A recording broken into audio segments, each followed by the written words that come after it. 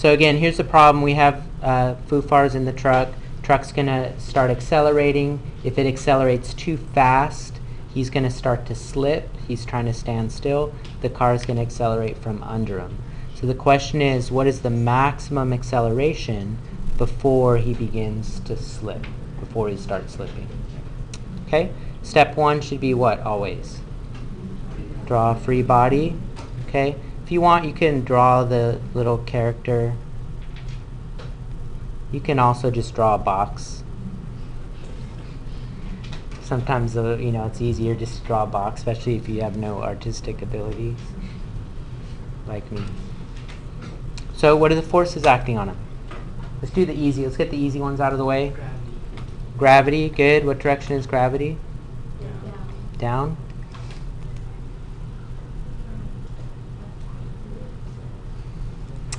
Normal. Up. Friction. Good. So we just talked about friction. Now what direction is friction?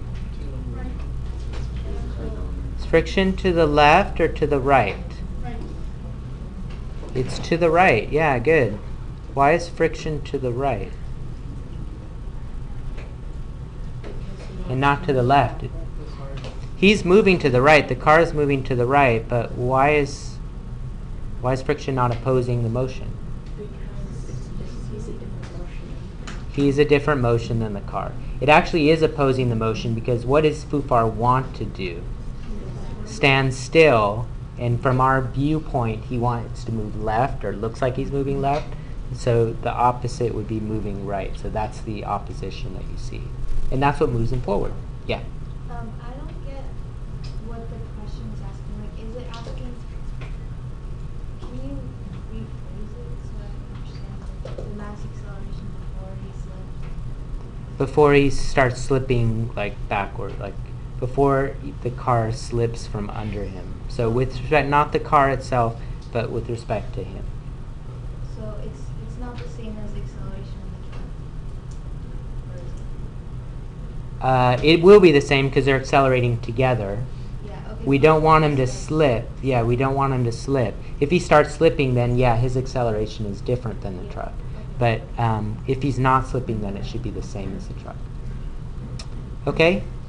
All right, there we go. What's our next step? Set up your equations.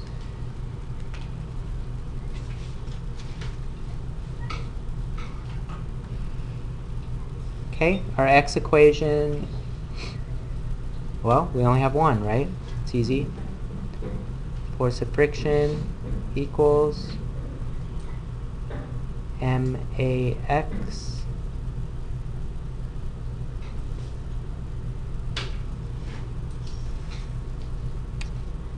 y Fn. This is going to give us our familiar relationship. Fn minus Fg equals may. He's not jumping up in the car, right, in the bed. He's standing still, so that's going to be 0. No vertical motion. Again, we're left with this. Fn minus equals Fg. Now at this point, you could start plugging in the numbers if you want. I'm going to do this with just variables. And I want you to, probably over the next several days I'm going to do this. I want you to start being able to solve problems only using variables, like deriving equations, in other words. So for example, we know what Fg is, right? What's Fg? mg. Okay? Mass times gravity. And we know the equation for friction. What's the equation for friction?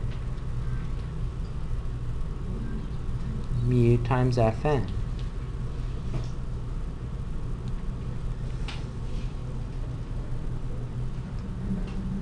Okay, let's go ahead and substitute Fn into here.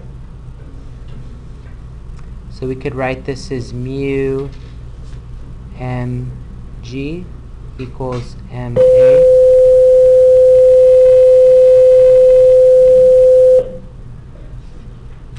Can we simplify it any further?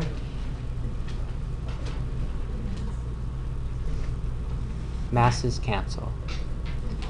So our final answer is, and if I asked you to express this just in variables, you would say, okay, A is equal to mu g. Now notice that's an interesting relationship. If you're in a car, right? Let's say you're in a car, you're riding with your little brother, you're also riding with your big dad, okay? Does it matter the mass of everybody? Does the mass matter who's going to slip? Like your little brother slips but you don't, and your dad's okay. No, it doesn't matter, right? Because what happened to the mass? Cancel it out, right? What's the only factor? The coefficient of friction, right? The coefficient of friction. So if you're wearing like slippery pants and your brother's wearing rubber pants, then he would be okay, but you might slip, right? Okay, mu s, 0.6. We'll just get the number at this point.